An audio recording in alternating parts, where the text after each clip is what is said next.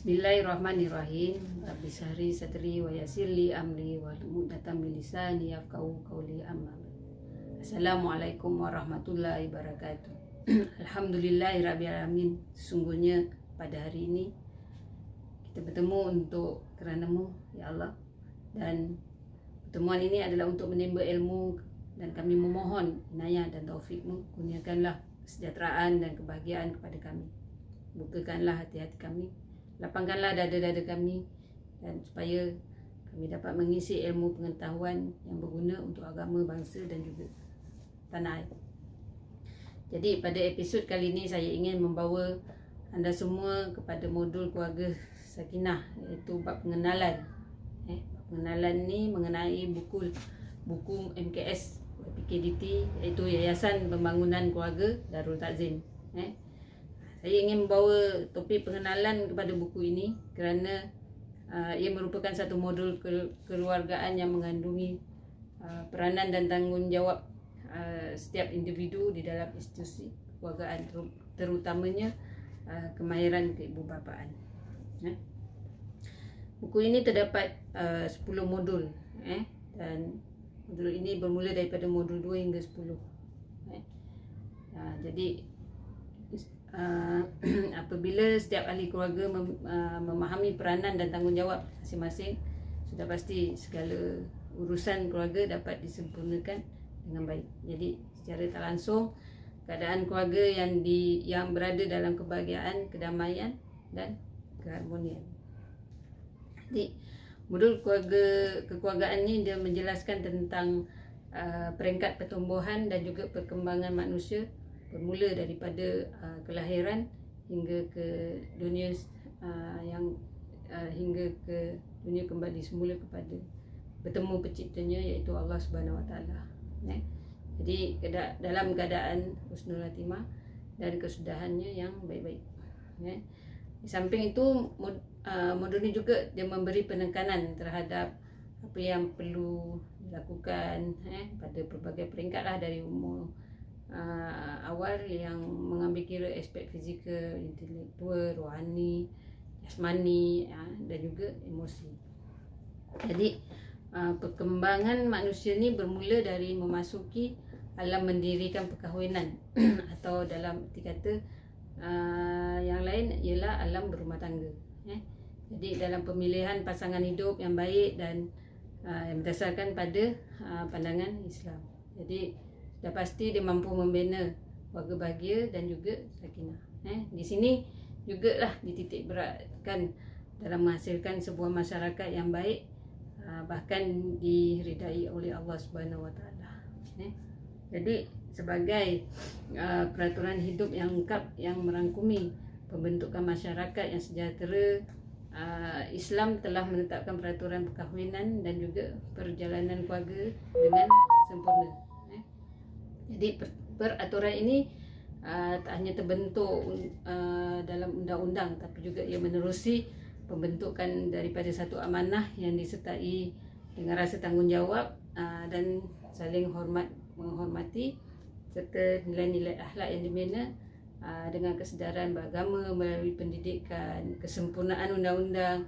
Lepas tu dia mengawal perjalanan keluarga supaya dia mencukupi lah, bagi menjamin ketenteraman keluarga itu dalam mengharungi kehidupan seharian.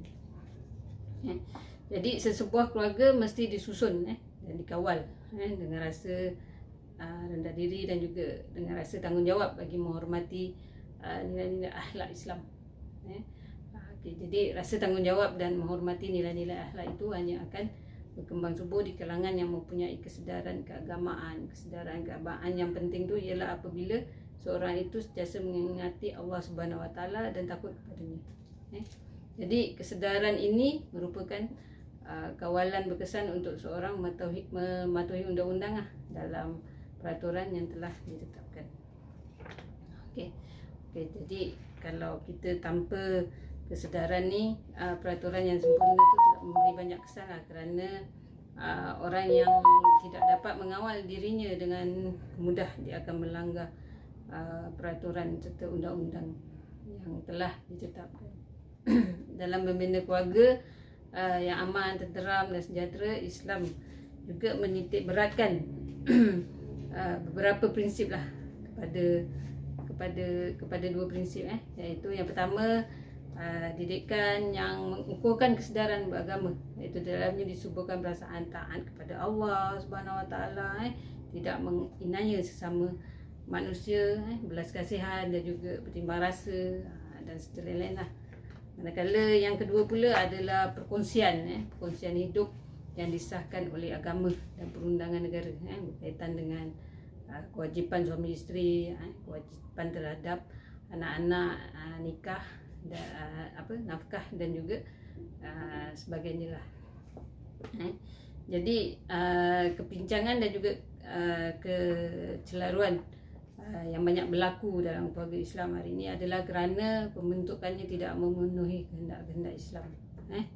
Selain daripada keluarga kurang ilmu agama, dia kurang juga faham pasangan suami isteri tentang hukum-hukum dengan hubungan antara mereka dan tanggungjawab kedua-duanya terhadap anak-anak. Jadi dengan berpandukan pada model ini, dia amat ketepatan dalam usaha memberikan kesedaran kepada setiap ahli keluarga, supaya memberikan kesedaran kepada setiap ahli keluarga, supaya sama-samalah membentuk keluarga bahagia dan juga sakinah.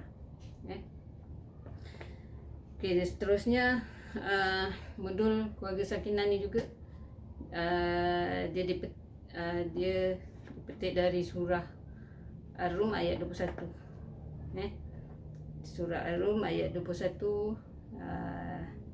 dia menerangkan dengan artinya, dan di antara tanda-tanda yang membuktikan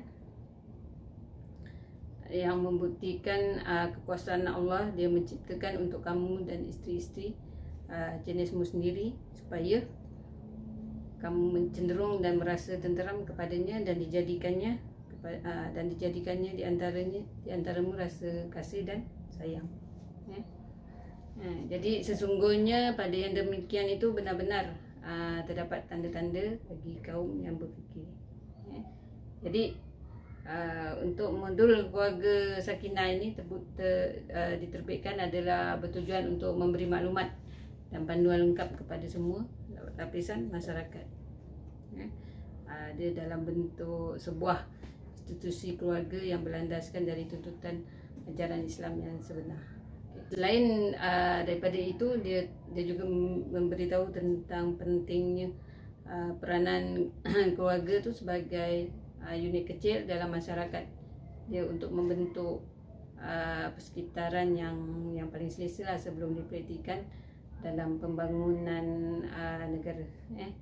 Jadi di samping tu juga, ia juga melahirkan generasi yang berwawasan dan menghayati Al-Quran dan hadis-hadis, serta menjadi contoh dan tauladan dalam masyarakat Madani pada hari ini.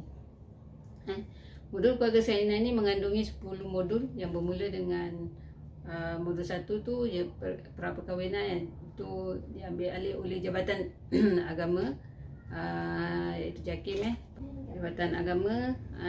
Kemudian diikuti dengan modul 2 hingga 10, itulah yang kita tengah menyebarkan modul tu. Jadi modul yang seterusnya ini kita akan beritahulah daripada episod ke episod, dan semoga apa yang diperkenalkan ini akan memberi manfaat kepada pendengar-pendengar dan dapat disebarluaskan. Jadi saya dahului dengan ucapan ribuan terima kasih, dan semoga kita bertemu kembali di lain hari. Assalamualaikum warahmatullahi wabarakatuh.